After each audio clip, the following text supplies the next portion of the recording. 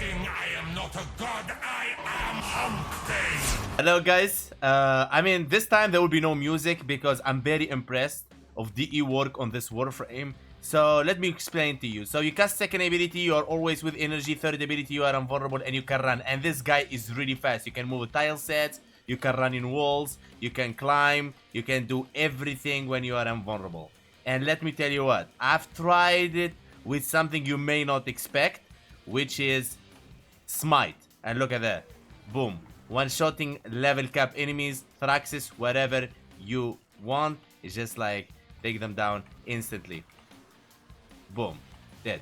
Now, when it comes to the fourth ability, it's just really good. And it's just gonna go like with red crits.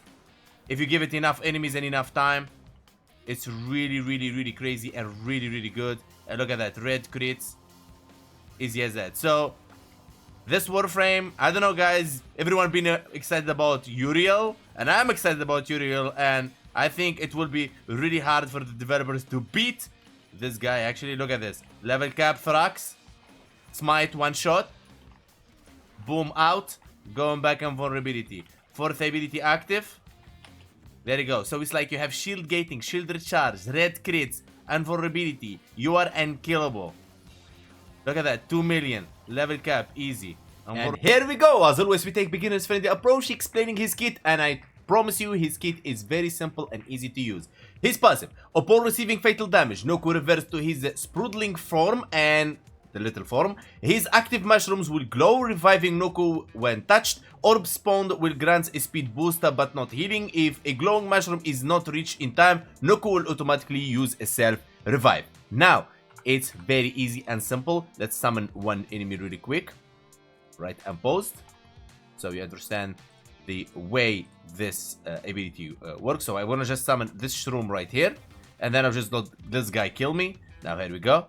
You see, you want to collect these things right here if you want to. And it's going to give you speed, as you can see, to reach this shroom fast. Boom. You are revived. Casting another shroom. Letting this guy to kill us. Again. Let's give it a second for the invulnerability to go away.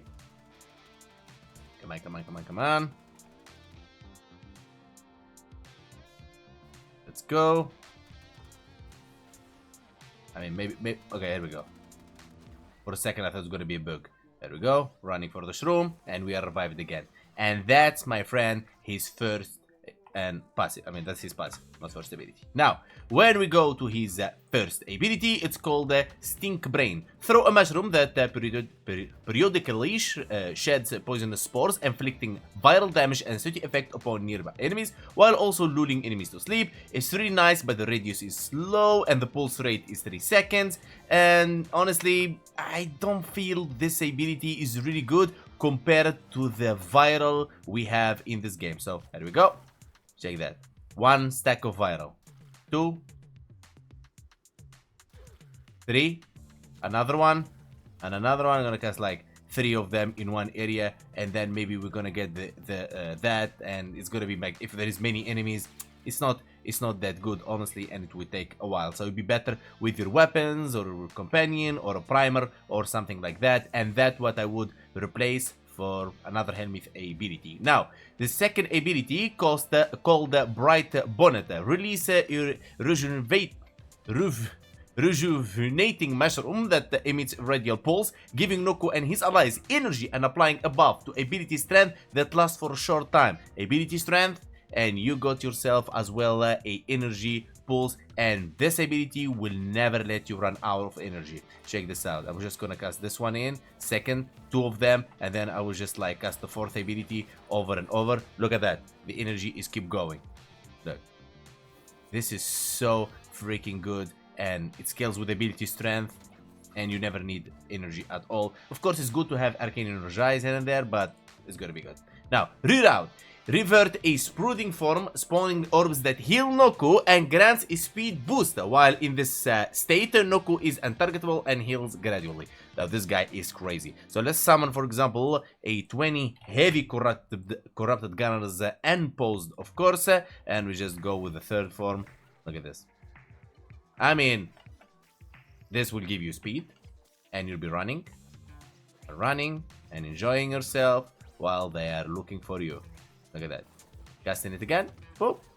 I mean, you're unkillable. Like, you are, say, better than Revenant in this state. Revenant is the tankiest, is the most meta, powerful tank, and vulnerable Warframe in the game. And in this form, you are better than Revenant, technically. Like, you're just like a fast Nyx, maybe, or like one Mesmer skin that lasts forever. That's exactly how it is and how good it is. Really good stuff, guys. Really good stuff. But you can't cast anything. Maybe in the future, when we get an augment or something, we can cast something in that form. But the way he is, he's just perfect. Now, fourth ability, Spore Spring. Unleash a chaotic ballistic mushroom that seeks enemies and bounces explosively off whatever it touches. Contact with any Nokko mushrooms and invigorate them, doubling their pulse rate. That's very important, guys. It deals toxin damage and it has a critical chance per bounce. So it's gonna get increased and increased and increased. Let's check this out. So what you want to do is casting a, for example, the shroom, second two shrooms like here, and then we're gonna cast 3 times the fourth ability, and eventually, look at that, we are orange crits, red crits. Look at that. Now it has, you can cast only 3 projectiles, and each projectile will have 3 bounces. Okay, sorry, each 3 projectiles, and each projectile have 10 bounces. And that's how good this is. Now combining this with armor stripping or like priming enemies or something like that, it's gonna get really crazy. And the more enemies you have around you, the faster it, let's say, bounce on enemies, and it gets like higher critical chance really fast. And that's it. That's Nokko. What you want to do is simply like this. You go in your little form, okay, cast 2 of the energies, cast the let's say viral, 4 of them if you want, and then go back here. When enemy spawns, let's summon some enemies, okay, and unpause them, of course, okay, and just go in your form, cast 4 of the fourth ability, and then go back to your form and just watch them die. Simple as that. Look at this. It's like he is insane. He's really broken and really powerful. He doesn't joke around at all. Look at that. Now this is unmodded Nokko. And by the way, if you get in top of your shrooms, you can just like have this permanent jump, and you can look at your thing from downstairs. Look at that. Crazy stuff, guys. It's really good. Alright. Now, since that's out of the way, it is time to share with you the build. And of course, we start with the Archon shards. We will be running 1 ability duration, 2 ability duration, 1 ability strength, 2 ability strength, and casting speed. Casting speed on this guy is really awesome. And if you don't want more duration, more strength, just more casting speed, and you'll be good to go. And trust me, it's really amazing. Now, when it comes to the build, Brief Respite. Why Brief Respite? So you need to understand what is Shield Gate in Warframe. Shield Gate in Warframe, when you receive a fatal blow, you don't die, you lose your shield, you enter Gate Phase. Gate Phase, you become invulnerable for certain duration based on how much shields you have. 1150 is the cap to get 2.5 seconds. But we don't really care about that much, but it is good in many certain situations, because when we make build, we want to make sure that no matter what situation we are in, we can, you know, prevail. That's the most important part. Now, to shield gate is simply getting back your shields before the gate duration finish and enemy hit you on your HP. So you want to use a ability that gets you back your shields or something to do something. One of them is Brief Respite. The energy you use on your to cast your abilities, that energy, 150% of energy spent to shields are converted to shields. The energy you use will be converted to shields. Simple as that. So when we are in a critical, let's say, moment where you lose our shields, we're gonna cast the third ability, which is Reroute. In the moment you cast the third ability, you will receive shields, because you consumed energy, of course. You will receive shields, and you will become in your Sproding form, which you become invulnerable. So makes it really powerful combination. And of course, whatever other abilities you're using, Spore Spring, when you're just casting the fourth ability because you cannot cast it in Reroute, whatever you cast, you're gonna get the Brief Respite effect. And let me actually show you this in action so you get an idea. So let's assume I'm right here. I'll just let the guys shield gate me, and look at that. Every time I gate, I'm casting my ability. Of course, you're not going to be playing like this, but you get the idea. Every time I lose my shield, screen shakes. Look, I'm casting and casting and casting and casting. Every time I cast, look at that, I get back my shield. See that? Spamming, baby. That's what I'm talking about. Okay, now moving on. Primal Sure-Footed. Now, when you are on third ability, of course, you're not gonna get knocked down, but it's good to have it If you want, you can go for handspring if you don't have the premature footed. And I hope DE just give us, you know, the premature footed on Barukitir, so we move on about that. It's okay. Now, premature footed will save you when you are in a moment between casting ability. So for example, if I'm casting the 4th ability and I'm shield gating and everything, and enemy knocks me down and there is a violence, I don't want to get knocked down. Knockdown in Warframe is your enemy. Try to not get knocked down. That's the point of this. But if you're running your Nairo, you don't need this. Now, primary direction to get the 2.5 shield break vulnerability for 2.5 seconds, so you gate for 2.5 seconds, and with arcane ages you will be regenerating your shields, as arcane ages is the only way in Warframe your shield recharge while you're taking damage in your shields without doing anything. Okay, so what it does, it will give you the window to cast the Spore Spring, because the way it is, I know you'll be saying you are invulnerable in 3rd ability, but in 3rd ability you can't cast anything.